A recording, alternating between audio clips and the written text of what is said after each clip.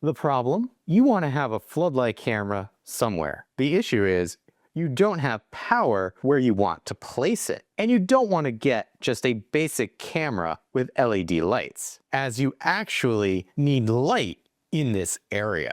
The solution?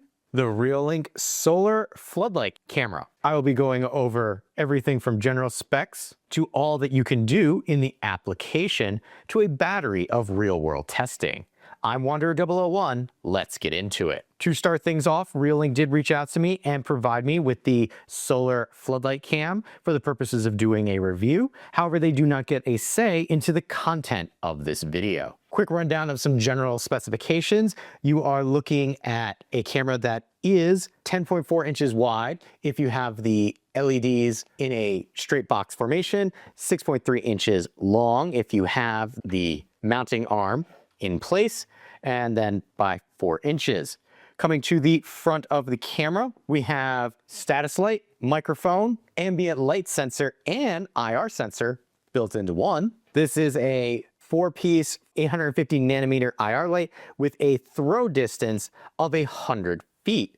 Again, depending on how you have the camera angled. Coming up to our flush camera lens here, you're looking at a 1/3 CMOS sensor that supports colored night vision at a resolution of 2560 by 1440 megapixel, which is going to give you your 2K clarity video from this. The only problem I have with the lens here is that I wish it had a larger lip around it, or any lip at all, honestly, to help rain cascade around it instead of collecting on the lens, again, depending on placement and angle that you have the camera. Field of view is 150 degrees with 15 frames per second. This does support zoom, however, it's going to be pinch to zoom on the application. It doesn't have any optical zoom. Moving to the bottom of our camera first, over on the left, you have a USB-C charge port should you need to top this off. It has nice weather stripping around that and a deep channel plug.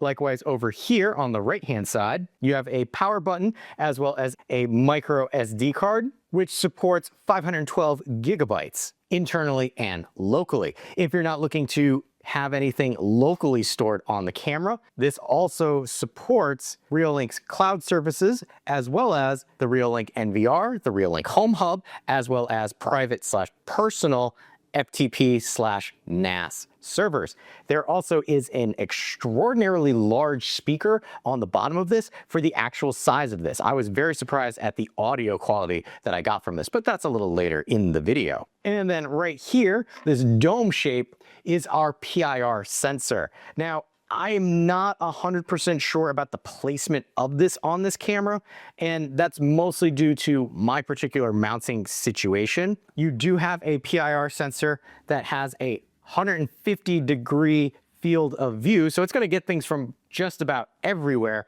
and can detect up to 50 feet out. Swinging around to the back, you have your metal threaded mounting point for this camera, and moving on to the top, we have our solar panel.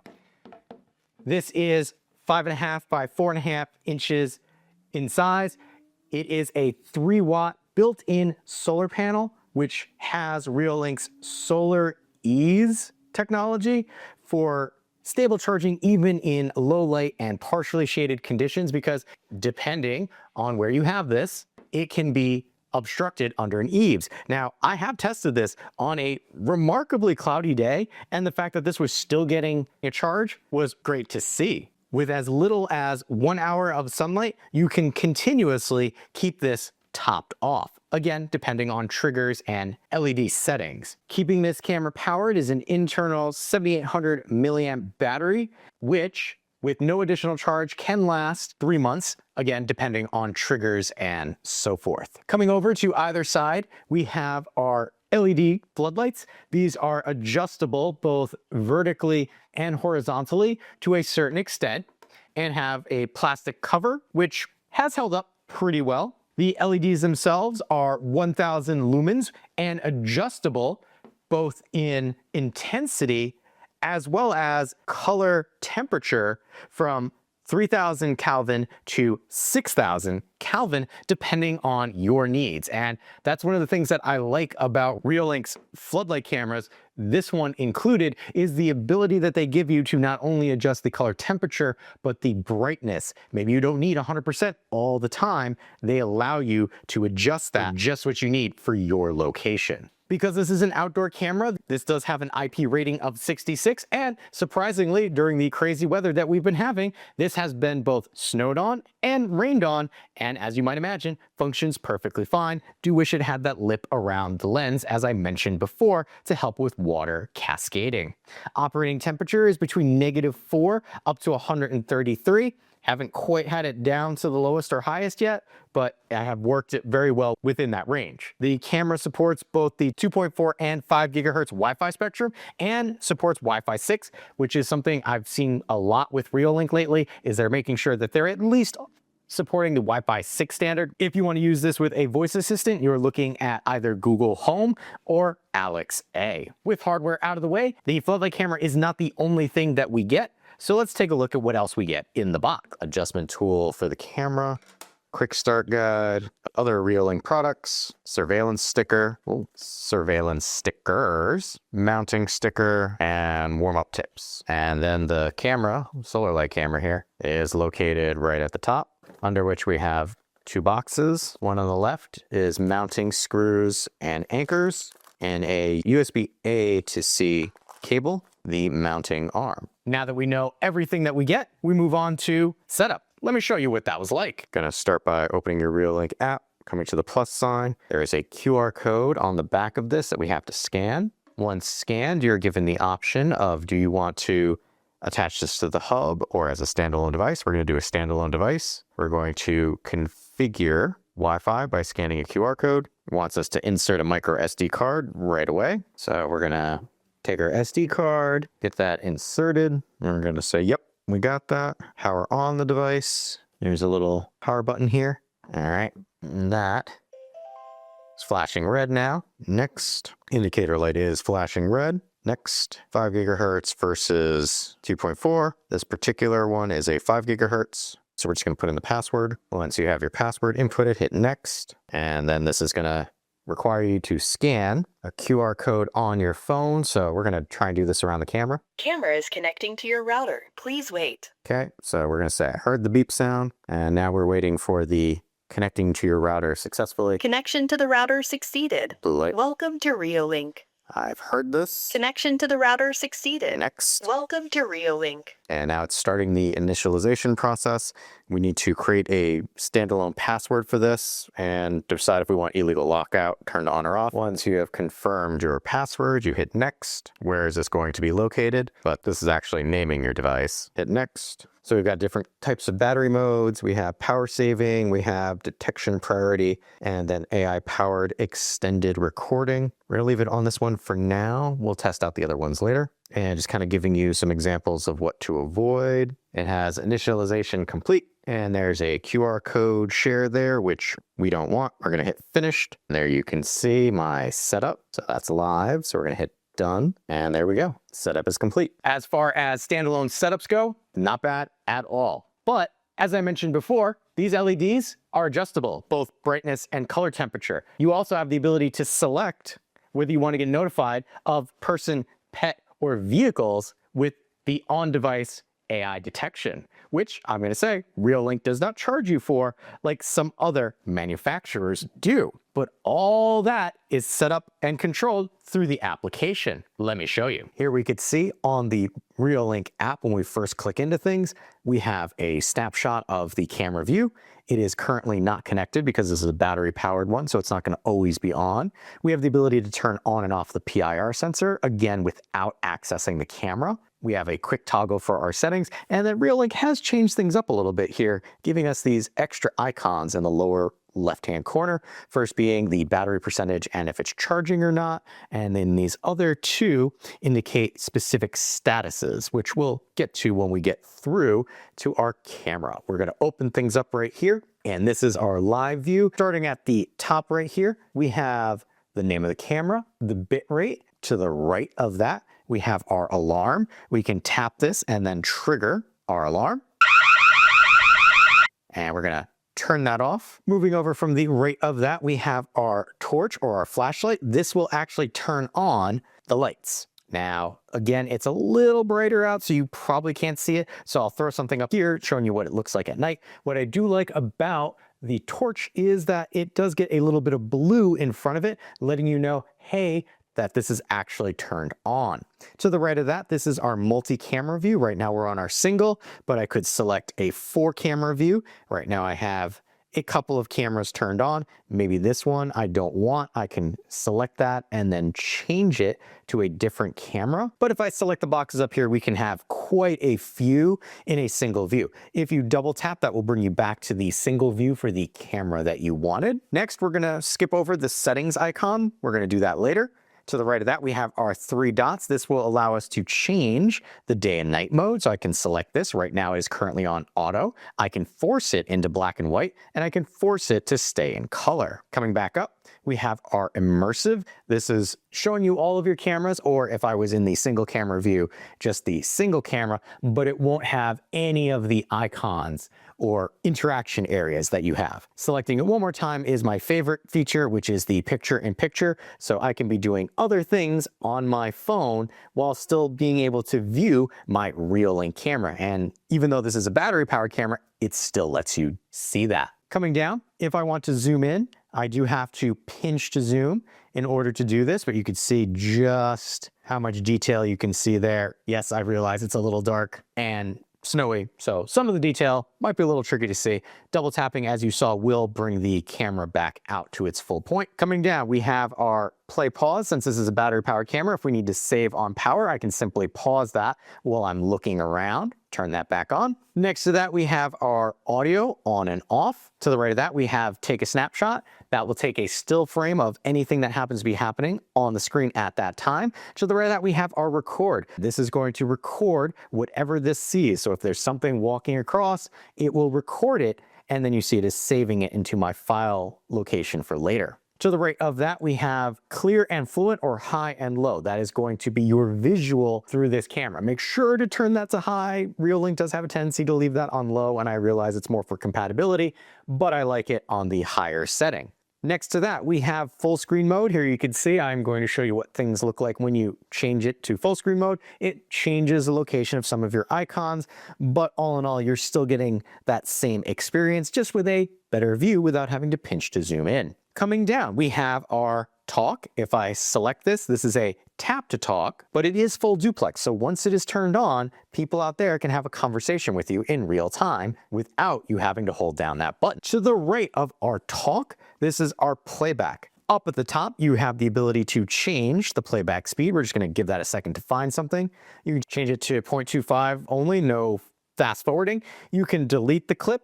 You can select here to download the clip. And if you select to download, if this is a longer clip, you actually have these sizing handles, which will allow you to pick what you want actually clipped. And then you hit download. Notice it says clear. It says clear because as we come back here, we have our play pause, our audio on and off, take a snapshot, record this as we would with the live if you didn't want to download everything. And then we have here, clear or fluent. This is another place that is in the fluent or low setting. Make sure to come in here and change it to clear if you want your downloads to actually be in HD. You do have your change to full screen mode right there.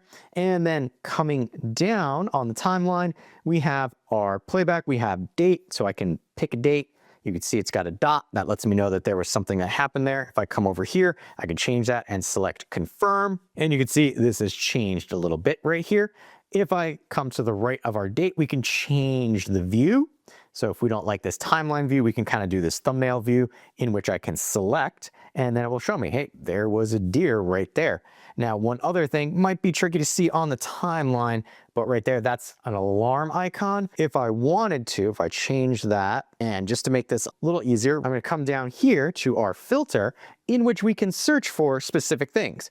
Person, vehicle, animal, or just all other motion. I'm going to search for person and animal, and that will change the timeline. So right there, it says I didn't see anything on that date. Change the date once more and show you, here is the icon letting you know, here's a pet. So if I come here, pet, right there at the beginning, there's that flash. there's your pet icon. If I come over here, person, yeah, the white is popping up right there. There's like a white line. If I come here, try to find one where it's a little more like in the middle, but I don't think I'm gonna get that here. But there's a white line at the beginning, and then there's a white line at the end because that's the alarm.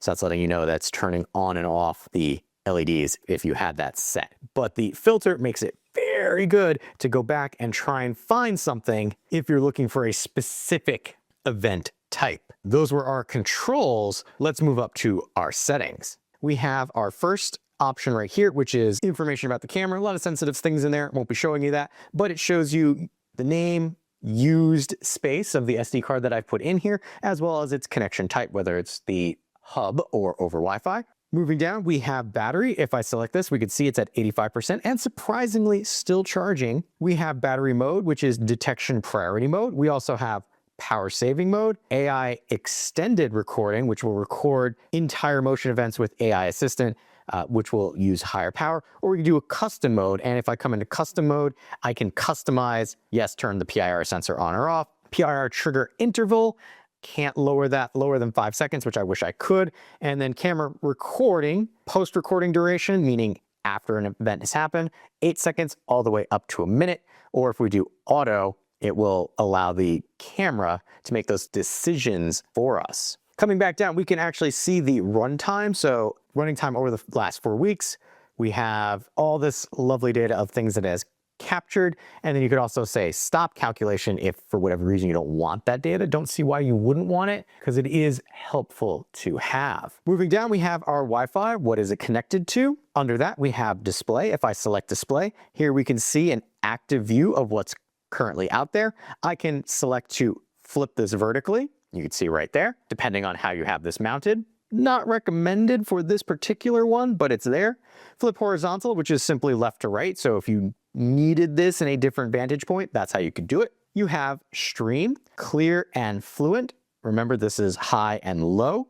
If I select this, I do have a certain level of customization depending on what I want to click into. And then I can save it. Moving down, we have show motion box. If you turn this on, what this will do is put a blue box around a moving target, making them easier to watch through frame. Moving down, we have camera name. Where will it be located? Top, bottom, blah, blah, blah. You have lots of options there. And then just like camera name, you also have the date where it's located. In my case, I have it hidden for the time being. Logo watermark, that's gonna be your Reolink watermark right up there. We have our image settings. If I select this, I can adjust the brightness. So right now, this is looking a little dark. I can come in here into my image settings and say, brighten this up. And if I come back here, you're gonna see it's much brighter. Keep in mind, this is at the camera level and it's not based on your day-night settings. So if you level it to 203, as opposed to what it was originally at, that's gonna wash out your daytime view as well. Coming down, we have our anti-flicker. You have other 50 hertz, 60 hertz, or off completely. This is generally if you have LEDs and you are looking at LEDs probably from another country, you're gonna see an anti-flicker. That's how you can adjust that. Moving on, we have our day and night. Here, we have switch mode. I have it based on auto, which will switch depending on ambient light, but I can force it to stay in color mode, or I can force it to stay in black and white. Moving on, we have our color day mode, auto or manual, and this is where you can adjust highlights, shadows, just for your color day mode. You also have the ability to do that for your black and white and your color night mode. So if you're looking to fine tune how your picture looks, that's how you do it. And I love the fact that Reolink gives you those options. Moving down, we have privacy mask. This will allow you to create a privacy mask. And what this will do is create a box that you can place. And what this will do is prevent in your recordings, in your live feed, anything from being able to be seen in the location of this box. That was all under display. Moving on to sounds. This is where you can turn on and off your record audio. This is off by default with Reolink cameras. So if you live in an area where you can record audio, make sure to turn that on. You have your audio volume and a sound test, which will play a sound, allowing you to test the actual loudness of your sound. Coming down, we have our light. We have status light. You can enable or close. Close is turn off. Some of the wording in the Reolink app, I wish they would update. We have our floodlight. Closed, which is where I currently have it on, meaning the floodlight stays off unless motion is detected. We have auto mode, which will automatically adapt the brightness based on ambient light. And then we have our always on at night. Not recommended considering this is a battery powered camera.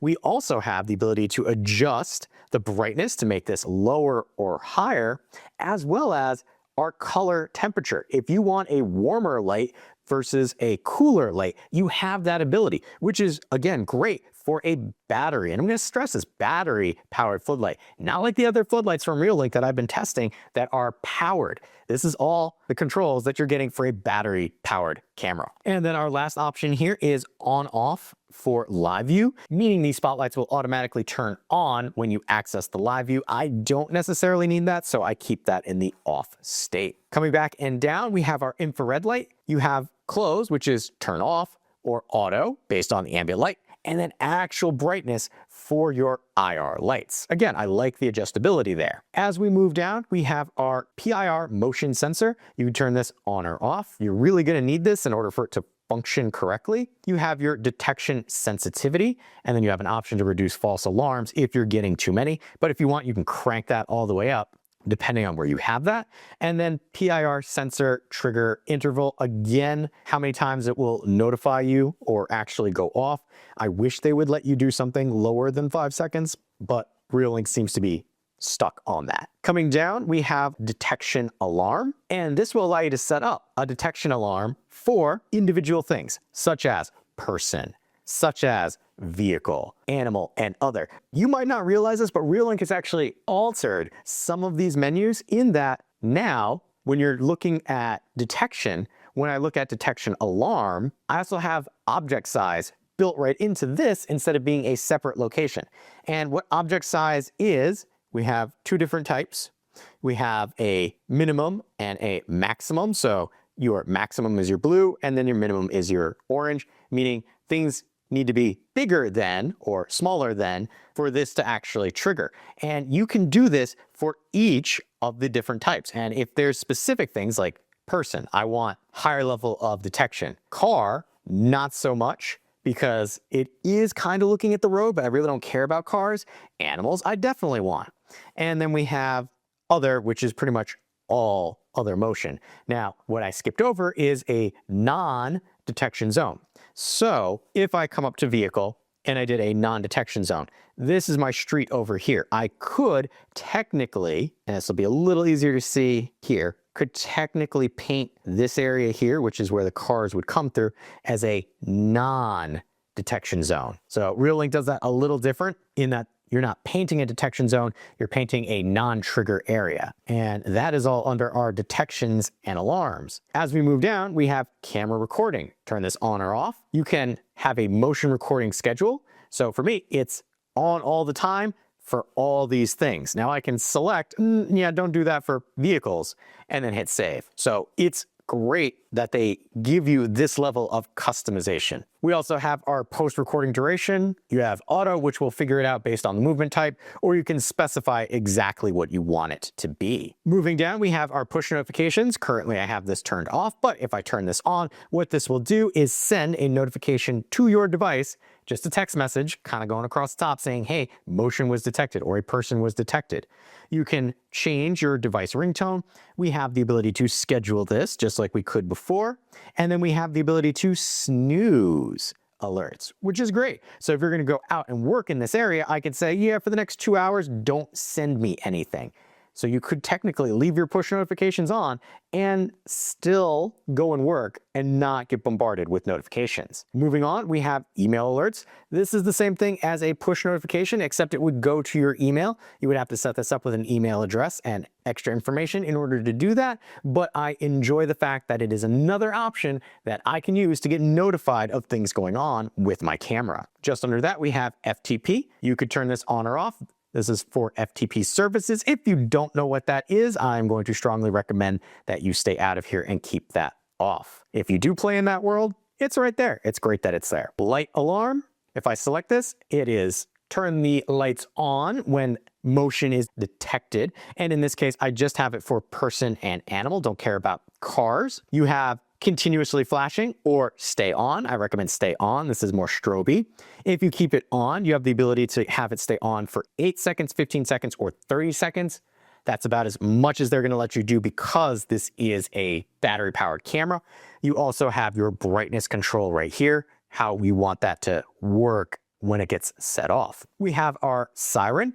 I can turn this on or off and then select siren sound. You have your default sound, or you can create a custom sound simply by hitting the start button here, and you can see how long it actually gives you for a custom sound. Just about 5 seconds. There you go. It's now sending that data over to the camera, which will then allow me to use that as my custom sound. If I hit sound test, it will play this sound outside, and if I hit apply, it will say this is now the sound that I'm going to use. You have your pre-alarm sound, meaning it's going to give you a warning if somebody comes into the camera's area and hangs around for 3 seconds. Now you do have a sound test, which is currently going on since I tapped that outside, and you have the ability to schedule and then for what specific type. So if you don't want motion or vehicles, you could do that and that'll just be for people and pet, and then you hit save and it locks that all in. As we move down, we can see that this is linked to my Alex A, so I could bring up this feed on my Alex A supported device. Moving down, we then have share this device. We can select add a user, or up here, add a user, and we can allow management or admin control of this camera, or view only, and then an authorization end date if we want, and then remarks. This is well above and beyond what other camera manufacturers do when they share a device. Generally, it's just you can be an admin or you can just view it. This one, if you're going to be an admin, I can give you a specific date range that you're an admin, and then after that, nothing. Under that, we have time lapse. This is a nice feature to have where it will take time lapse of moving clouds, sunrise, sunset, construction, blooming, or custom, where you can set your start date, your duration, your interval, your quality, and then file type. I always like to point out, make sure if you're going to do this, keep the file type as video, unless you want hundreds of images that you will have to stitch together on your own. Moving down, we have file encryption.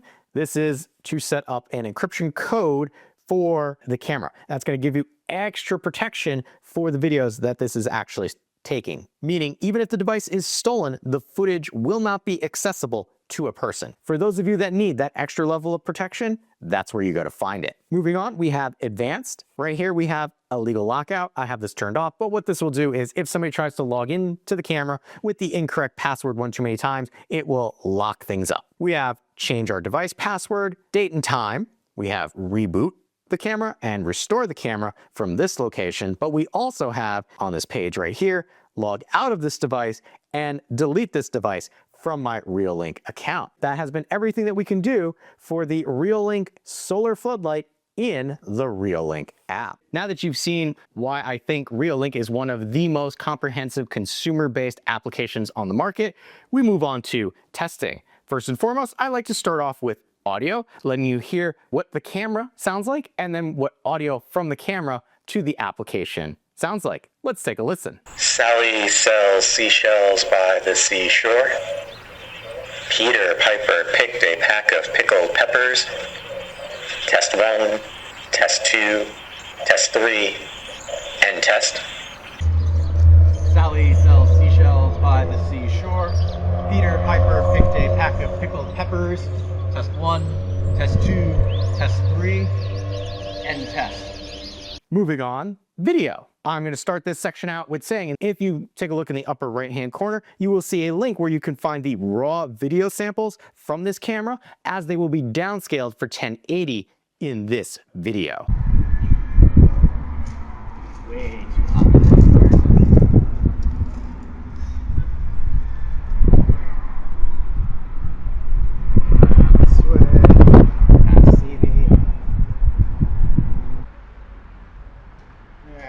This should hopefully work. This is IR lights. It's difficult. It's kind of misty. Should be able to see me though, pretty good.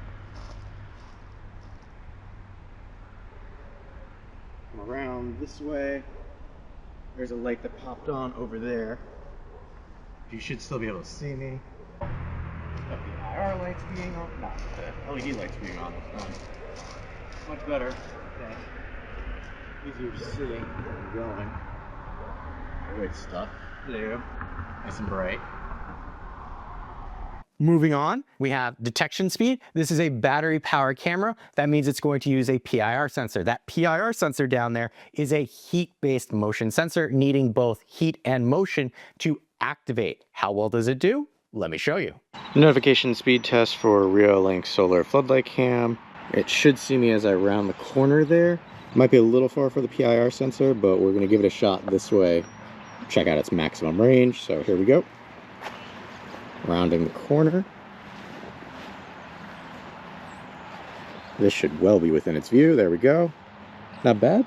5 seconds for battery powered and not optimally angled, honestly. We're gonna come at it from behind and underneath and walk straight forward. Should pick us up fairly quickly this way. So right here, let's go.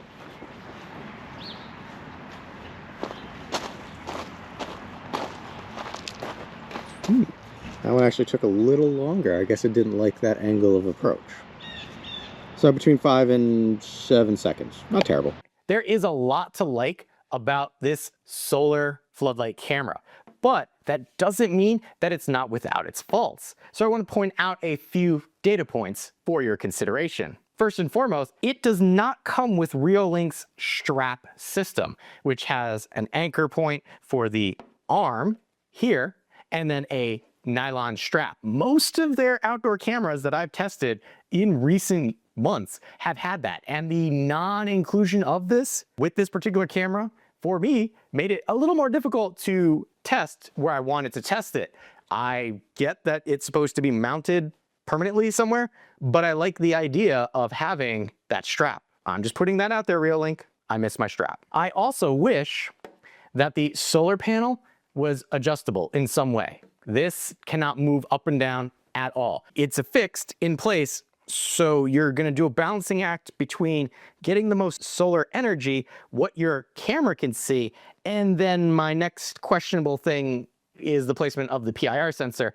There's just, to me, too many components that I have to worry about balancing to get the most out of this. Yeah, the LEDs are adjustable, and I really like that, but make this adjustable as well. Maybe give me a couple PIR sensors on the front as well, Reolink, just to make sure that I capture everything that I want. Even with those few small data points of consideration, there are a lot of battery-powered camera lights out there, but they would not be considered a true battery floodlight. More like a spotlight based on the amount of lumens that it offers. Many don't offer color temperature adjustment or brightness adjustment, unlike the Reolink Solar Floodlight Cam, which gives you the security first software experience that you expect from Reolink with the put almost anywhere floodlight that is solar powered. Because of that, I can strongly recommend it. Does this sound like the solar powered floodlight camera you've been looking for? If so, I will have a link where you can pick one up for yourself in the description area below. Or if you prefer, on screen now, you'll see a QR code that you can scan that will bring you directly to Reolink's website. If you appreciate the time and effort that goes into making comprehensive videos like this, make sure to hit that like button to help other people find the video as well. If you like what I'm doing here and want to be notified of my next review, hit that subscribe button. Still not sure this is the right outdoor battery-powered camera for you? On screen now, you'll see 2 other reviews that I've done to help you make a more informed decision for yourself.